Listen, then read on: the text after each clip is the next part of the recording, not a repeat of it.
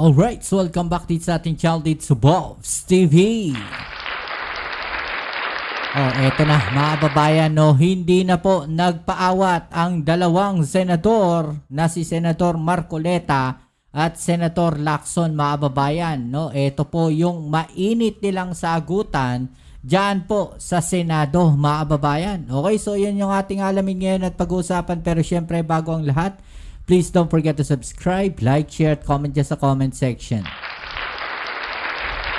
Okay, so ito mga kababayan, alam nyo, hindi ko rin maintindihan dito kay Senator Lacson, kay Senator Marcoleta, mga kababayan, no, kung bakit ba parang gigil na gigil siya, no, dito kay Senator Lacson. Ha?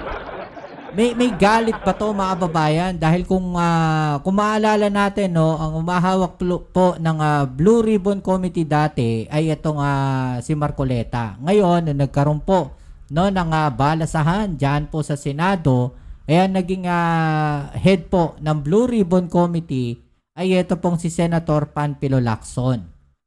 Okay? At simula po noon, mga kababayan, talagang hindi po siya tinantanan netong si Marcoleta. No, lahat na lang po ng gagawin netong si Lacson, mga kababayan, ni Senator Lacson ay sinisilip ni Marcoleta. No? At kung mapapanood natin minsan, mga kababayan, ay maging doon po sa kanyang show, no, sa isang istasyon, talagang binabanatan niya po. Ito pong si Senator Lacson, lahat na lang po ng ipopost ni Lacson, lahat ng sasabihin ni Lacson, no, talagang sinisilip niya.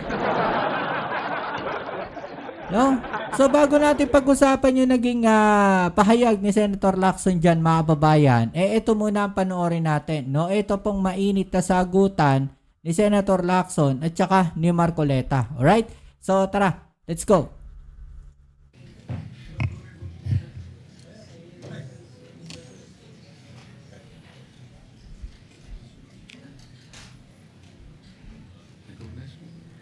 Majority Leader, are you...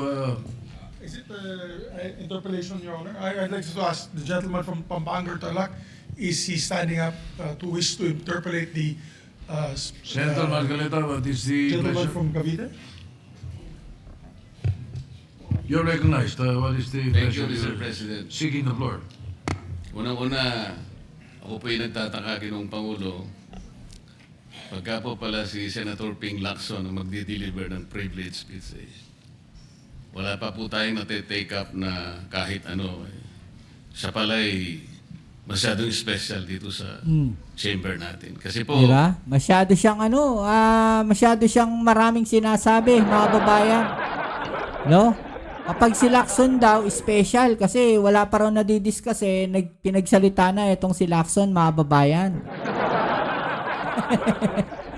Diba? Makikita ninyo dyan, mga kababayan, no, kung paano yung ugali na meron etong si Marcoleta. Diba? Napaka niya, sensitive niya sa mga maliliit na bagay, mga kababayan. Talagang ayaw niya. No, parang ayaw niyang nasasapawan siya, ayaw niyang nauungusan siya. Diba? O, ito. pagka kami, lalong-lalo na ako, minsan patatapusin na lahat muna. Aabot po ng halos alas 7 hanggang alas 8 ng gabi. Kaya kung minsan po, pag ako nag-deliver ng speech, wala na si Senator Lacson. Ganun po pala sa ka-importante. Majority Leader, I think you should answer that particular Yes, Mr. President, statement. yung privilege speeches, alam mo, dalawang linggo na lang po naiiwan with due respect to Senator Marcoleta. Talagang tinutulak natin yung legislation. Una, yung privilege speeches, we put always, and it's been a practice in the past, in the tail end of the discussions, because the privilege speeches can take up a lot of time. Yung nangyari po kasi kahapon, sa speech ni Senator Marcoleta, with due respect to the two sides, binanggit po niya yung pangalan ni Senator Lacson. So, it is obvious that Senator Lacson would like to respond. So, usually when it is personal and collective privilege, especially when they're trying to defend themselves, kasi gusto mong i-defend sana ang sarili mo, binibigyan po natin ng pagkakataon. ang senador na tumayo at any given point in time. Yun naman Kaya pala. kung sinabi din po sa akin ni Senator Marcoleta kahapon na ito po ay personal and collective dahil galit ako kay Senator Lacson, ginawa ko agad-agad. Pero hindi po niya kwento sa akin ano yung purpose ng kanyang speech. Kaya nung nilapitan niya po ako first speech, binabigyan po natin Senator Tulfo muna, pagkatapos si Senator Tulfo, Senator Marcoleta naman po. Pero yung laman po ng speech ni Senator Marcoleta ay binabanatan isang membro ng Senado. Obviously, that member of the Senate will stand and defend themselves. We have to give them priority. It goes for any member of the Senate, Mr. President. We will give that privilege to any member of the Senate. Thank you. All right, thank you. Sir President, ang sinasabi ko lamang po ay Maliwanag na naman eh. no? ngayon ko lang po na nakita ang ganitong special treatment. Asus. Hindi ko naman sinasabi, Mr. President, na lahat ay ganito. Kasi po yung kauna-una, yung una pa po bago ito, Mr. President, naalala ko, tinapos muna lahat po ng bisita, pati po yung mga galing sa Southeast Asian Games. At kahuli-hulihan nga po, inabot po ako ng alas 8 ng gabi. Yun lamang po. Ngunit gusto ko pong makapagtanong sana sa ating ginagalang na Senador Ping Lacson kung siya po ay papayag. My pleasure, Mr. President. Hindi ko po alam, Sir President, Your Honor, kung paano ko sana ko mag-uumpisa sapagkat hindi ako ang subject matter ng aking deliver na privilege speech kahapon. Kaya kong sagutin at iisa-isahin sa inyo, ngunit ang nangyari, parang ad hominem ang nangyari. Sa akin po, natutukoy lahat ang inyong privilege speech ngayon, samantalang ang inaasahan ko ay sasagutin nyo yung privilege speech. Di ba ganun din naman yung ginawa niya, mga babayan? No? Lahat tong kanyang mga sinabi kahapon ay patungkol po. No, halos patungkol. Karamihan doon kay Senator Lacson, mga babayan. Hapon. Kasi kung ganun po, Alam niyo yan ang problema eh, no? Pagka sinagot siya, mga babayan, no, hahanapan niya pa rin ang butas, yung sagot, doon sa kanyang mga tinatanong. Diba? Yun yung nakikita ko dito ang problema kay Marcoleta. No, actually, marami talagang hindi na natutuwa, no, dito sa ginagawa na to ni Marcoleta. Dahil imbis na maka-move on po lahat, no, na sa ginagawang trabaho, parang hindi siya maka-move on dito sa nangyari na to, mga babayan. Isa lang sa tingin ko, no, ito, honest, ko lang to, sariling opinion ko lang to, mga babayan. Isa lang sa tingin ko, bitter etong si Marcoleta sa nangyari po, na natanggal siya sa Blue Ribbon Committee.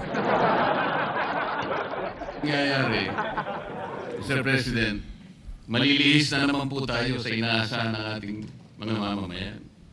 Dito lilitaw ngayon ang nauna po mga patakarang nakita ko sapagkat kailanman hindi natin makakalimutan at huwag natin kalimutan na talaga pong nilimas ang taong nilimas po ang kabangbayan. Yun na po yung gusto nating pag-usapan dito.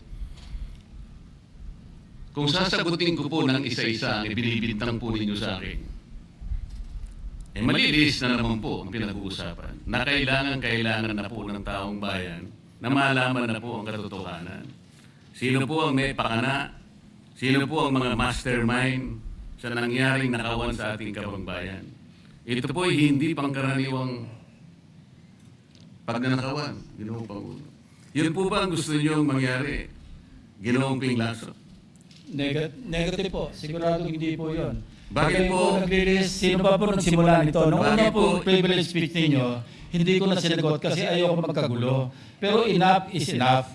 Kahapon, nanonood ako sa aking opisina, gusto ko bumaba, kaya lang malalim na ang gabi at ayoko maabala yung trabaho sa Senado. Kaya nagsabi ako sa ating Senate President at ito'y na-manifest siya kahapon, narinig ko, na I was told na sasagot ako ngayong araw na ito. Wala pong gustong maglihis sa usaping flood control. Ako nga po, very passionate po ako dyan, mulat sa pool. Wala po kayo rito. Ako po'y talaga lumalaban sa korupsyon. Yun naman pala. Pagdating sa national budget, pagdating sa lahat ng usapin, hindi niyo po matatawaran ang aking hangarin. Maituwid ang lahat ng katiwalian dito sa ating bansa dahil hindi po tayo muusad.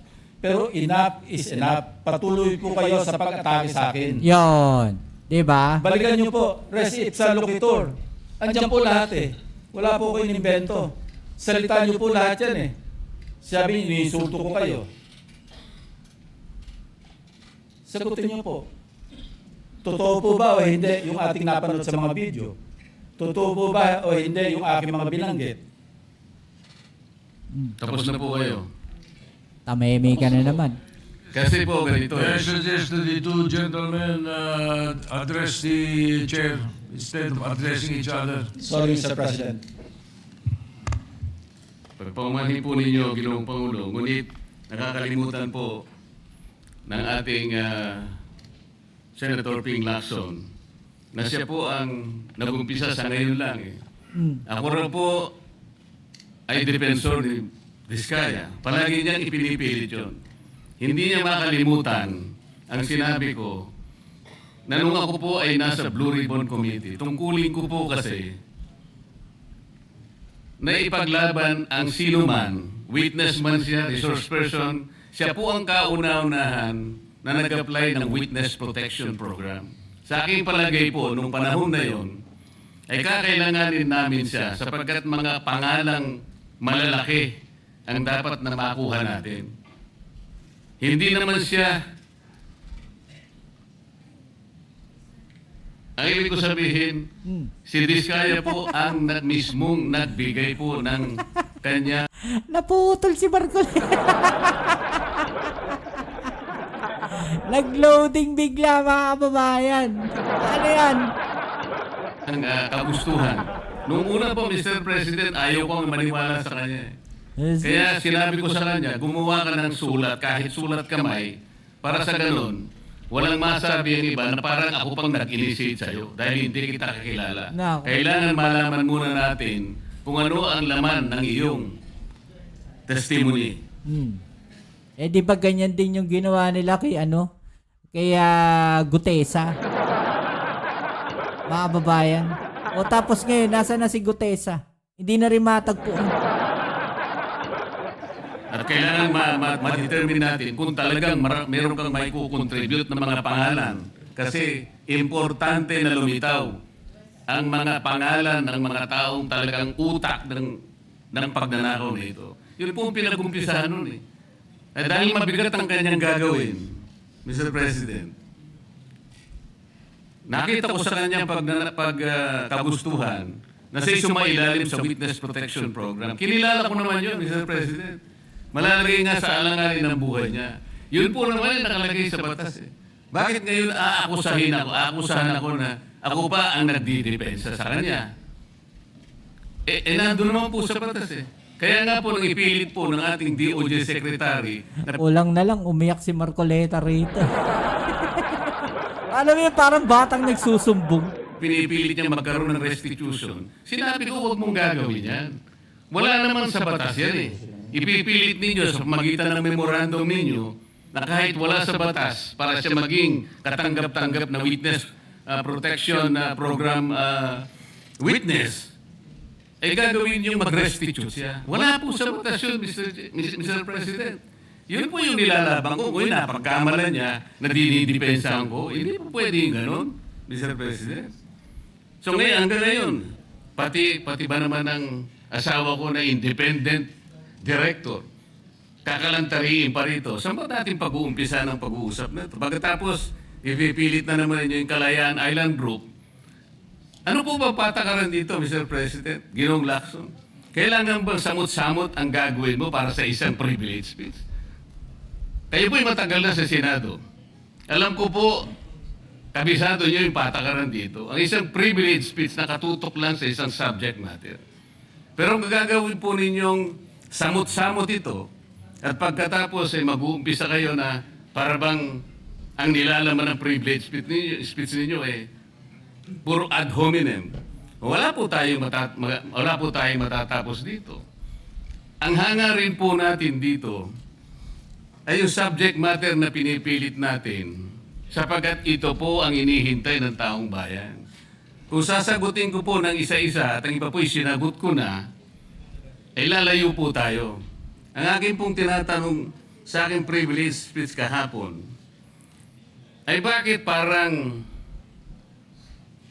hindi ninyo pinagbigyan ang ibang mga tao na napakarami nilang dapat sabihin para sa ganun malaman natin ang katotohanan. Kayo po ang nagsabi, Senator Lacson, Sir President,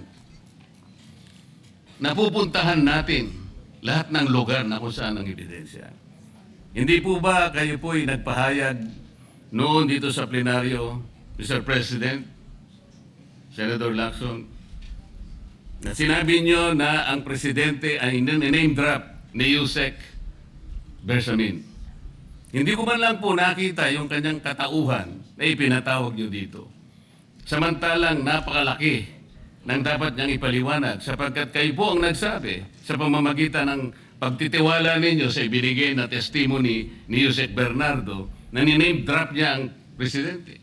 100 billion pesos po pinag-uusapan dito na kung saan ang porsyentong tinanggap nila sang-ayon din sa inyong pagpapahayag ay 8 billion pesos. Nagtataka po kami, ang taong bayan, hindi nyo man lang pinatawag si Yusek Bersamin. Nagtataka din po ako. Alam po ninyo ito. Nakiusap. Nagpresenta si ex-Governor Chavit Singson. At iminungkahi ko po sa inyo. At ang sabi nyo, sige po, sa susunod na pagdinig natin, ay iimbitahan natin siya. Sapagkat marami raw siyang gustong ibahagi sa ating pagdinig tungkol sa mga project sa Ilocos. Ngunit hindi po nyo tinawag. Yun po yung pinagtataka. Ito po yung gusto ko sanang sagutin ninyo. Sa akin po, wala nang kwenta kahit na ako'y patutsadahan ninyo na ganito ako, ganito kami, ganyan. Hindi na po mahalaga sa akin yun eh. Ang mahalaga po, Mr. President, ang taong bayan ngayon na naghihintay ng kasagutan sa maraming katanungan nila kung magagawa pa natin na buklatin lahat ang dapat buklatin. Kilalanin kung sino dapat kilalanin. Ang gusto ko pa po sana, Mr. President, sana sagutin po ninyo, Senator Lacson. May I respond, Mr. President? May I respond, Mr. President? Yes, please, go ahead. Mr. President, Your Honor, have you read the partial committee report?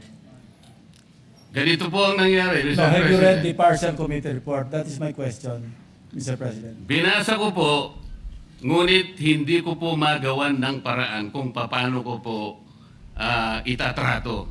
Kasi kahit na po ganun ang nangyari, tiningnan ko po eh. Kaya lang, sabi ko sa mga staff ko, nung mag-meeting kami, bakit ka ako wala man lang pirma ito?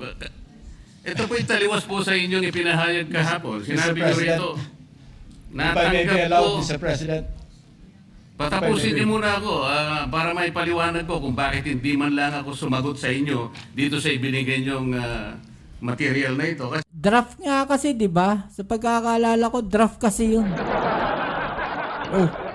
sinabi po ninyo, for one, I have it on record that his office already received a copy of the BRC Partial Committee Report as early as Partial. February 11, both hard and soft copies, but he has not signed it, even with I dissent remark. Oh. It follows that as chairman, I was first to sign before routing the same contrary to his claim that I did not. Kahapon lang po namin nakita ito, Mr. President. Pero hawak ko po dito yung ipinrint namin kopya na nakuha lang namin sa isang link sa PDF document. Kami lang po nag-print nun. Wala pong pirma. Mr. President, we assume that it came from the office of Senator Lacson or probably from the Blue Ribbon Committee. I would not assume otherwise.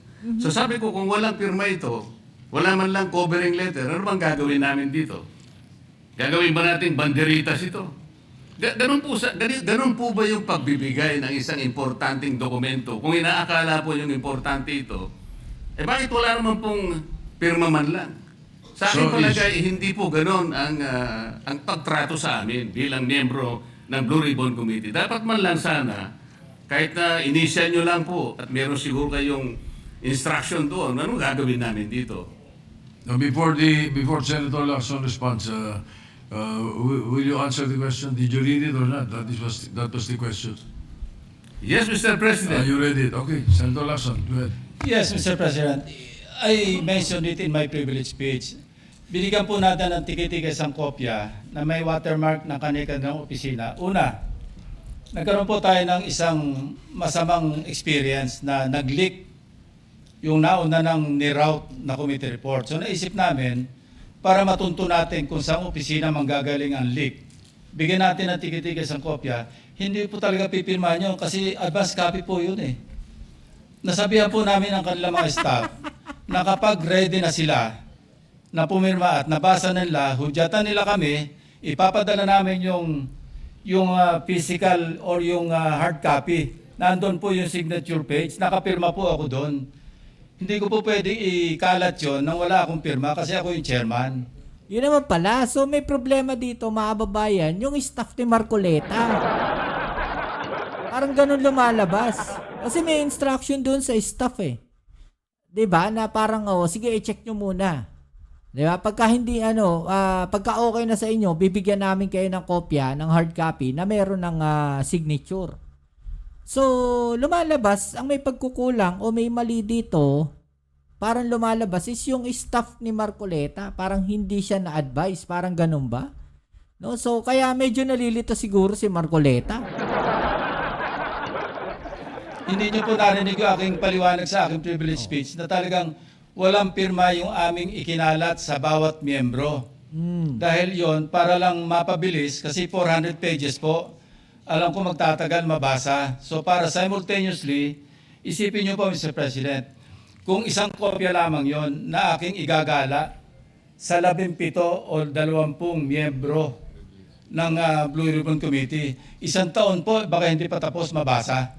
So gumawa kami nag-devise po kami ng isang pamamaraan para simultaneously, sabay-sabay nila mabasa with the advice to their staff na kapag nabasa na at ready ng pumirma, Yun sabihan naman pala. kami, dadali namin yung kopya na mayroong signature page at sa kanila pipirmahan. Katunayan kahapon po, si Yun naman pala, mga kababayan. So may pagkukulang yung office ni Marcoleta. Kaya ganun yung nangyari. Senator Bam Aquino. Binigyan namin sa kanya yung may signature page at pumirma siya. Hindi po matatapos kung yung 467 yata na pages, iisa-isahin namin iikot. Yun naman pala. Mahirap po. Gumawa na nga kami ng paraan para matakil na sa floor, ma-defend ko, at makapag-forward tayo na tulad ng binanggit ko sa aking privilege speech, simula na tayo uli ng mga panibagong pagdinig. Ngayon, sinabi po ni Senator Marcoleta na bakit hindi inimbitahan si Undersecretary Bersamin. Kaya ko po tinanong, kung nabasa niya na yung report, kung meron po siya may ipakita sa akin doon sa committee report o doon sa TSN, doon sa minutes ng pagdinig na nabanggit ang pangalan ni Undersecretary Bersamin. Bukas na bukas din po, o bigyan natin 3-day notice rule. Tatawag po ako ng pagdinig, ipapatawag natin si Undersecretary Bersamin. Ang binabanggit niya po yung aking interpellation sa DBCC, na kung saan si Undersecretary Bernardo gumawa ng personal na sulat kay Pangulong Bongbong Marcos. At sinasabi niya doon na ito yung mga personalidad na alam niya, na naalala niya na mayroong allocable at kung ano pa. Wala po sa Blue Ribbon Committee minutes yun. Sa labas po yan sa plenaryo, sa DBCC, sa National Budget Deliberation. So kung may papakita po sa akin ng ating kasamahan, Senator Marcoleta, na mayroong isang mention sa affidavit o sa salaysay ni Undersecretary Bernardo na binanggit si Undersecretary Bersamin. Di tumawag po tayo ng pagdinig at mag-motion siya na ipatawag kung sino man ang gusto niya ipatawag. Ngayon, si Governor Chavit Singson, wala naman pong paliwanag. Ano po yung ite-testify? Konektado po ba sa issue at hand, which is the flood control projects? Kung konektado po, sana sumulat po siya sa chairman at sinabi niya, ito yung lalamanin Exactly. ng ite-testify. O ito, naka-attach yung draft affidavit ni Governor Chavit Singson. Sino na ako para tumanggi na ipatawag kung sino man yung resource person? Nagpadala nga siya ng surprise witness, siya lang nakakaalam eh. Hindi ko po inawat eh.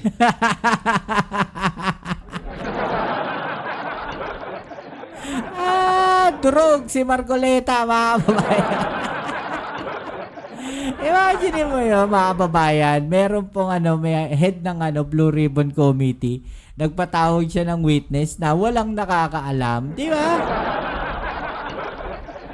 Hindi ba parang pambabastos yun, mga kababayan? Hindi ba parang pang-iinsulto yung ginawa na yan ni Marcoleta? Di ba? Durog si Marcoleta dito, mga kababayan. Di ba? Wasak siya rito. Mr. President, No, sandali po, hindi pa ako tapos.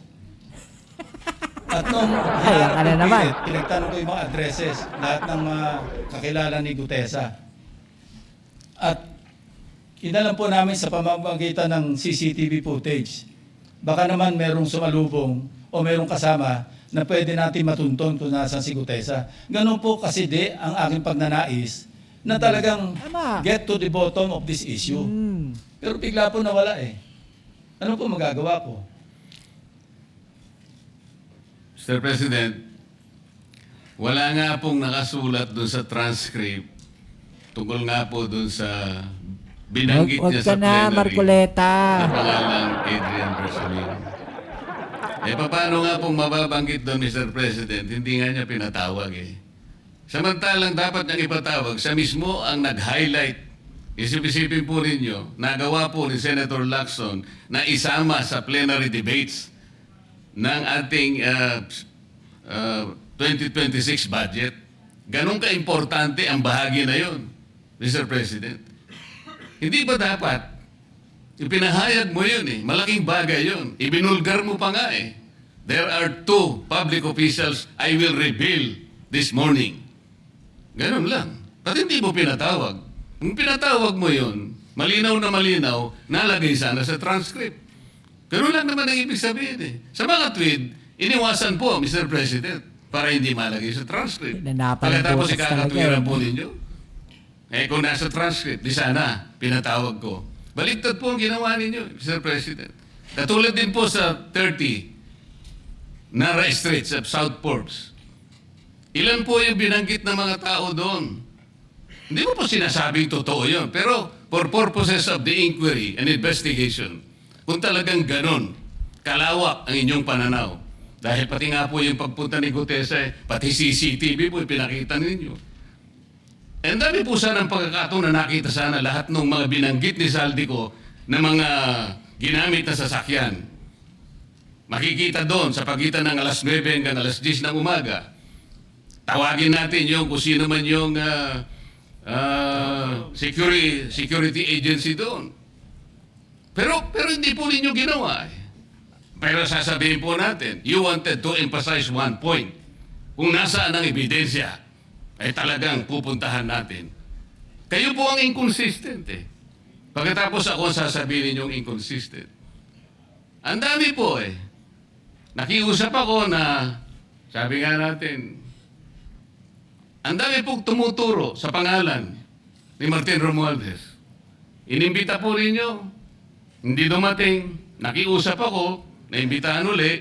Ang sabi po ninyo sa pamagitan ng inyong interview, kung pupunta siya rito, welcome. Kung hindi siya pupunta, wala tayong magagawa because Diba of merong inter-parliamentary parliamentary Mr. President, hindi po karaniwang pagnanakaw ang nangyari sa kasaysayan ng ating bansa. Nako. Hindi po ba ninyo naiisip, mismong kabang bayan ang tumagilid, pagkatapos magtatago kayo sa prinsipyo o doktrina ng interparliamentary courtesy?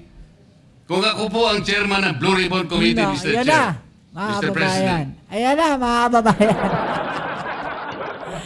Sinasabi ko sa inyo. Di ba? Di ba? Ito. Kung siya daw ang chairman ng Blue Ribbon Committee.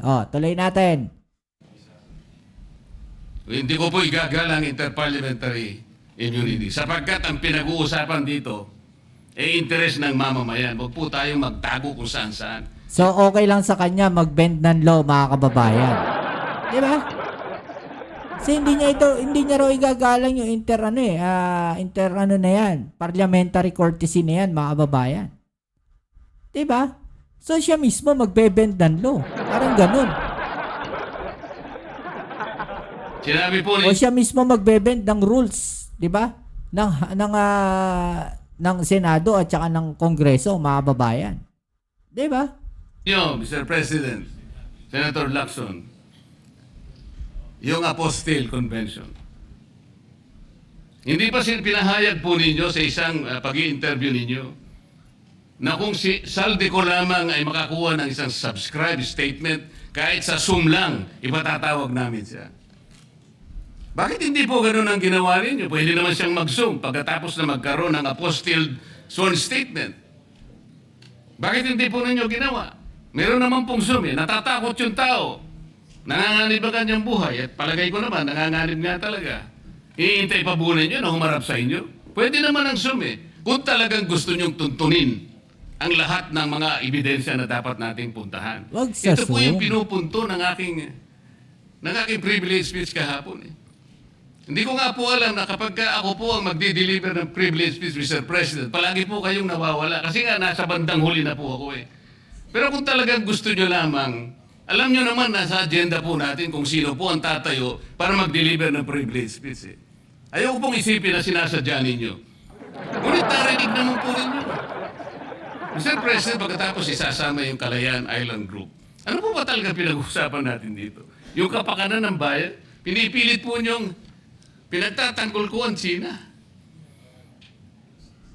Sa March 12 po, Mr. President, Senator Lacson, sana po may panahon kayo sapagkat ipinatawag ko sa magitan ng isang resolution at ito po ay alam na ni Senator Erwin. Pinatawag ko po ang NAMRIA, pinatawag ko po ang Philippine Coast Guard, Philippine Navy, ang DFA, pinatawag ko rin po si Justice Carpio at saka yung professor sa UP. At kung sino man po ang interesado, pero once and for all, malaman po natin dito kung sino ang sinungaling, kung sino ang makatsina, kung sino ang nagagaling-galingan at nagpapanggap na expert in international law. Sana po, Senator Lacson, nandun po kayo. Mr. President, may we hear from the chairman of the Foreign Relations Committee, because his name was mentioned. May I just confirm if indeed he will call for a hearing and invite those people mentioned, Mr. President? With due respect. Well, as requested, if you would like to respond, Senator Erwin Tulfo. Thank you, Mr. Chair. This morning, I have received a letter from the Department of Foreign Affairs citing that they cannot attend, including NAMRIA, Mr. Chair, and we have already written to the various chiefs of staff of the members of the Committee on Foreign Affairs. They cited, including NAMRIA, that they cannot attend because of the fact that it is a matter of national security, Mr. President. And I also have a copy that will be sent to your office, Mr. President. The reason given by NAMRIA, the Armed Forces of the Philippines, and the Department of Foreign Affairs. Exactly. Mr. President. In other words, Mr. President, the gentleman from Pampanga and Tarlac is confirming something that is not confirmed. To, Mr. President, that is too much of a statement. Kausap ko pa lamang ang chairman at kaming dalawa po nagkakausap at niremind pa nga ako yung mga nakarang araw na March 12, okay ka na. So, ang sabi ko sa kanya, ito po ang dapat nating maimbitahan. Bakit naman po nagkaroon ng issue sa national security ang pagdinig tungkol sa usapin sa malamang. West Philippine Sea? Mr. President? Ito na naman po ba ay patakaran para ilihis na naman? Hindi po pag-uusapan Nako. dito kung ano-ano mang klaseng teritoryo pag-uusapan dito. Ang pag-uusapan lang natin ay yung masigalot na pinalalaki nila at hindi nila maintindihan ang walang kamatayang West Philippine Sea. Nakalagay po kasi sa Administrative Order number 29, dated 2012, Mr. President. 14 na taon nang nakararaan, minanduhan mismo ang NAMRIA at ang DFA na mag-submit ng mapa at mga charts sa opisina ng United Nations General as UN Secretary General at inotify ang lahat ng international organizations katulad ng IHO. Ano po bang ibig sabihin nun, Mr. President? Alam po ba ito ni Senator Lacson, yung Administrative Order number 29? This is something between the chairman of the Foreign Relations Committee and the gentleman from Tarlac and Pampanga, Mr. President. Hindi po, tinatanong ko po kayo. No, I kasi, don't know Administrative Order number 29. hindi po ninyo alam, sasabihin ko sa inyo. I don't Ulitin need to ko. know, Mr. President. I'm not interested. Hindi po kayo interesado sa isang bagay na napaka-importante sa ating bansa? Hanggang ngayon, hindi ma-drawing ang West Philippine Sea. Hindi kayo interesado? Hindi po ako interesado sa sinasabi ninyo. Maring hindi po kayo sinasabi interesado sa Kasi, sinasabi ko. you know, Ngunit this is- ang sasabihin ko, interesado ang buong Pilipinas sapagkat ito, Nako. dito nakasalalay po kung sino nagsasabi ng totoo. So ayaw po ninyong malaman ang totoo, Ginoong Lacson? Kasi po, Mr. President, ang ipapalabas na naman niya, yung China, may karapatan dyan sa lugar na yan. Kaya ayoko na po marinig kasi ilang beses na po natin narinig yan, medyo masakit na sa tenga eh.